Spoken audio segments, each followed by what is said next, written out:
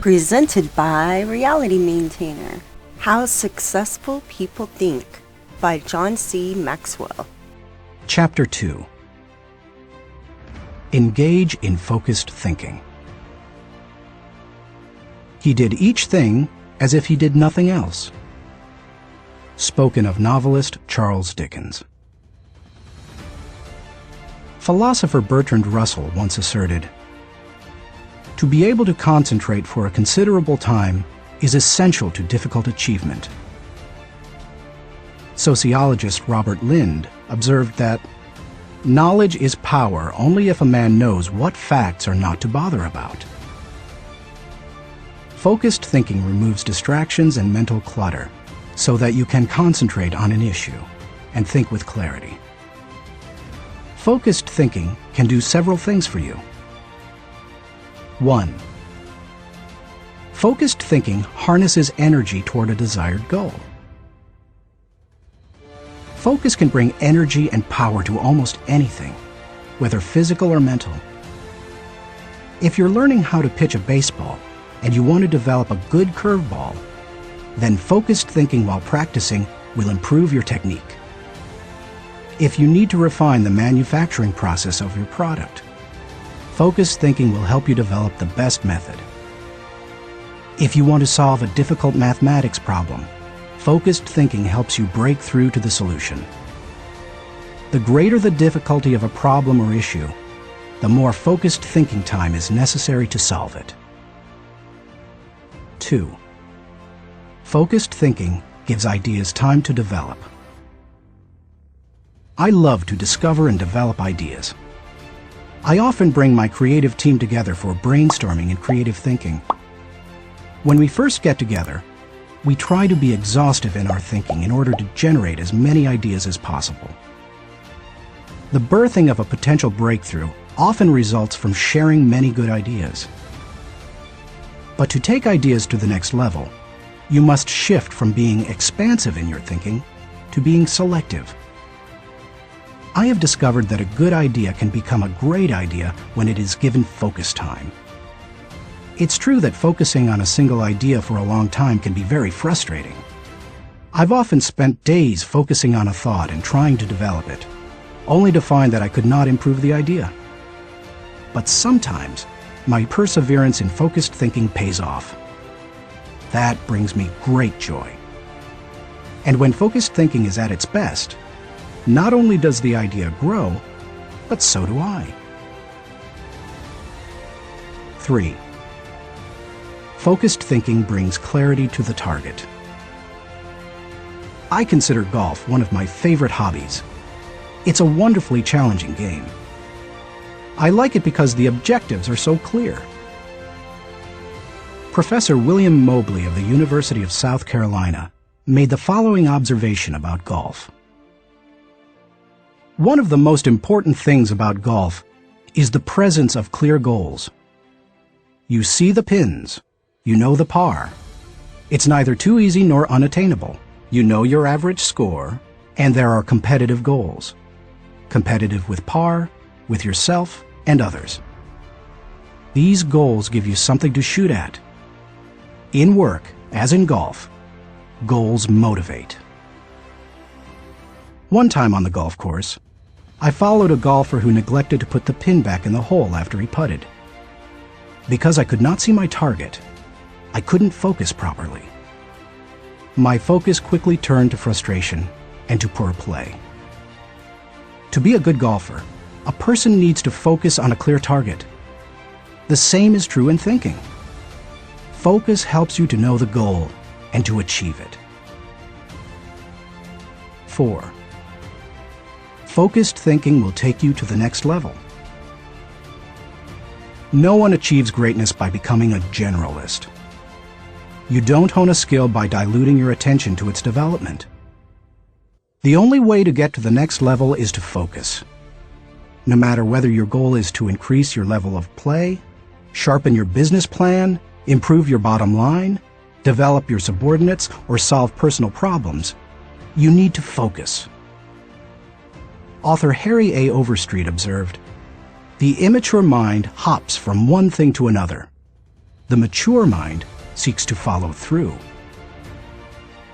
Where should you focus your thinking? Does every area of your life deserve dedicated, focused thinking time? Of course, the answer is no. Be selective, not exhaustive, in your focused thinking.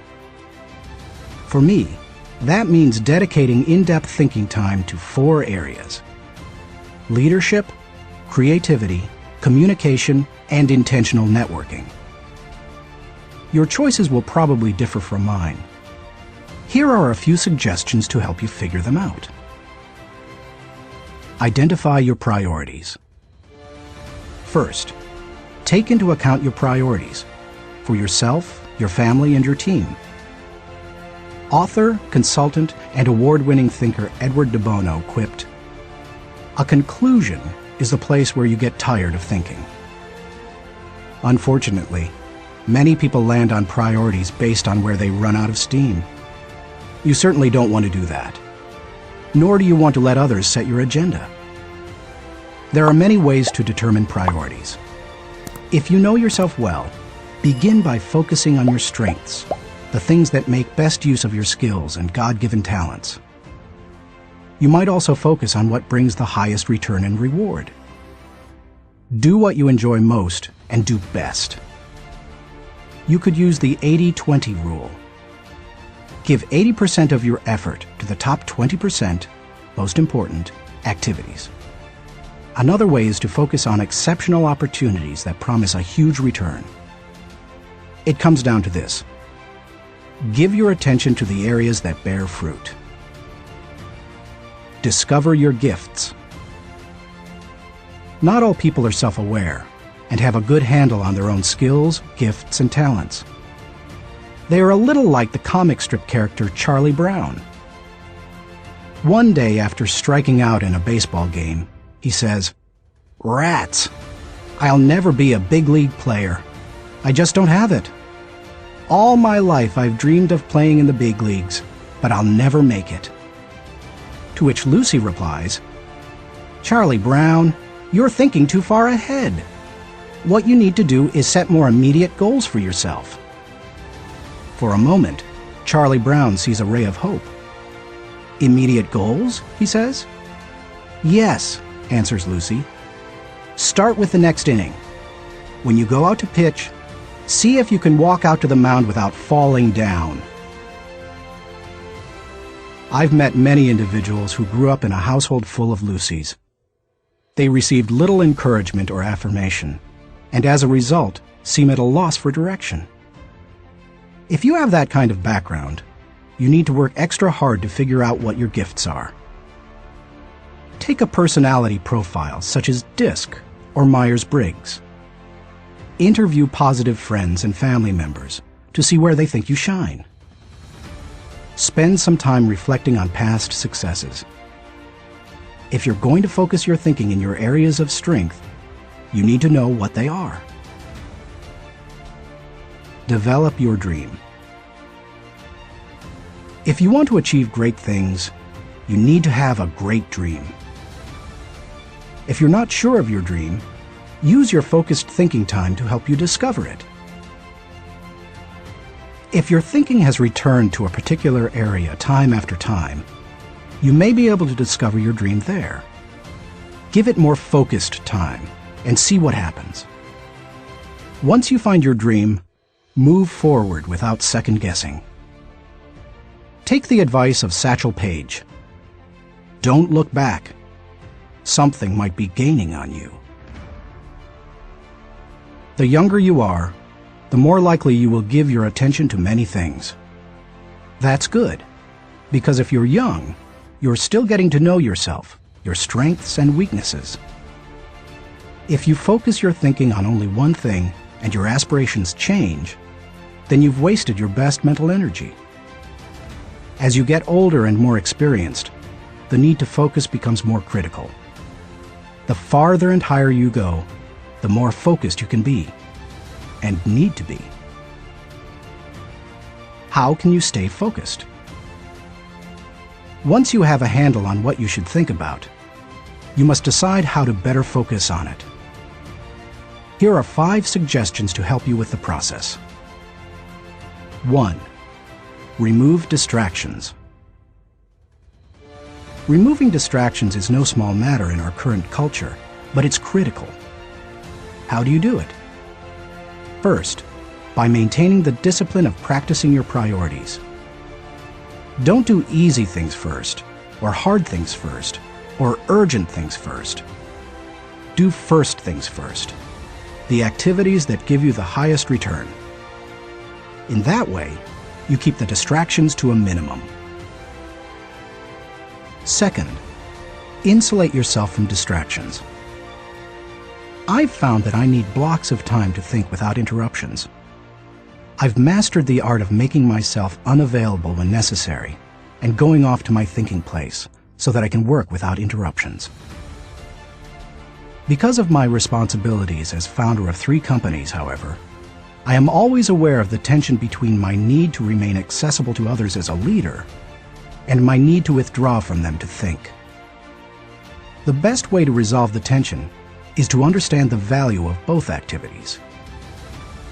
Walking slowly through the crowd allows me to connect with people and know their needs. Withdrawing from the crowd allows me to think of ways to add value to them. My advice to you is to place value on and give attention to both.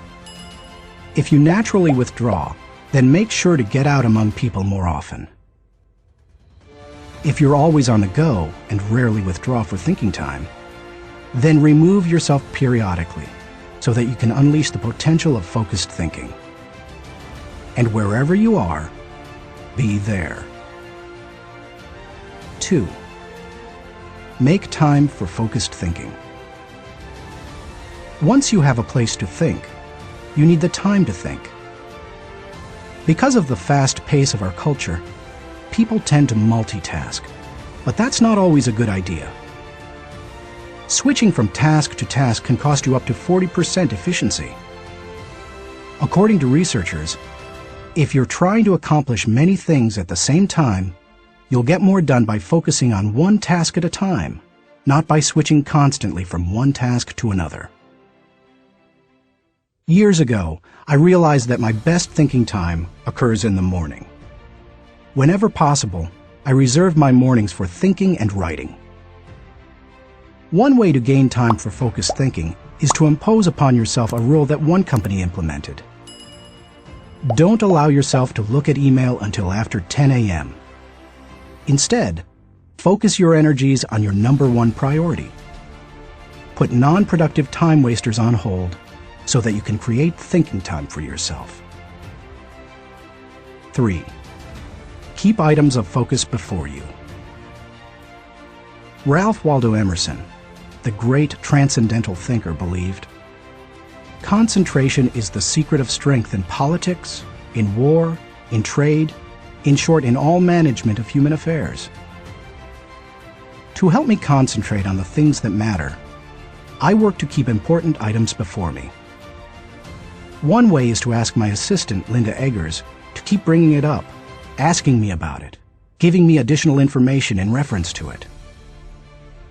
I'll also keep a file or page on my desk so that I see it every day as I work. That strategy has successfully helped me for 30 years to stimulate and sharpen ideas. If you've never done it, I recommend that you try it. I'll tell you more about it in the section on reflective thinking. 4. Set goals. I believe goals are important. The mind will not focus until it has clear objectives. But the purpose of goals is to focus your attention and give you direction, not to identify a final destination. As you think about your goals, note that they should be clear enough to be kept in focus, close enough to be achieved, helpful enough to change lives. Those guidelines will get you going. And be sure to write down your goals. If they're not written, I can almost guarantee that they're not focused enough.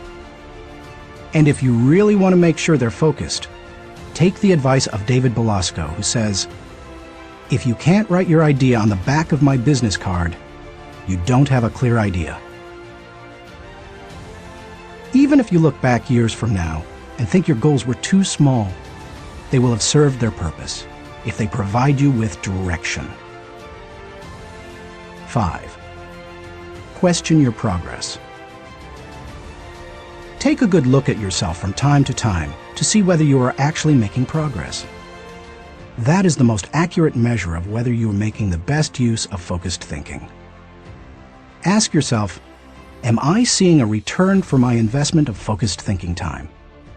Is what I am doing getting me closer to my goals? Am I headed in a direction that helps me to fulfill my commitments, maintain my priorities, and realize my dreams? What are you giving up to go up? No one can go to the highest level and remain a generalist. My dad used to say, "Find the one thing you do well and don't do anything else." I've found that to do well at a few things, I've had to give up many things. As I worked on this chapter, I spent some time reflecting on the kinds of things I've given up. Here are the main ones. I can't know everyone. I love people, and I'm outgoing. Put me into a room full of people and I feel energized. So it goes against my grain to restrict myself from spending time with lots of people. To compensate for that, I've done a couple of things. First, I've chosen a strong inner circle of people. They not only provide tremendous professional help, but they also make life's journey much more pleasant. Second, I ask certain friends to catch me up on what's happening in the lives of other friends. I usually do that when I'm traveling and can't block out the time I would need for focused thinking. I can't do everything. There are only a few exceptional opportunities in any person's lifetime. That's why I strive for excellence in a few things rather than a good performance in many. That's cost me. Because of my workload, I also have to skip doing many things that I would love to do. For example, every week I hand off projects that I think would be fun to do myself. I practice the 10-80-10 principle with the people to whom I'm delegating a task. I help with the first 10% by casting vision, laying down parameters, providing resources, and giving encouragement.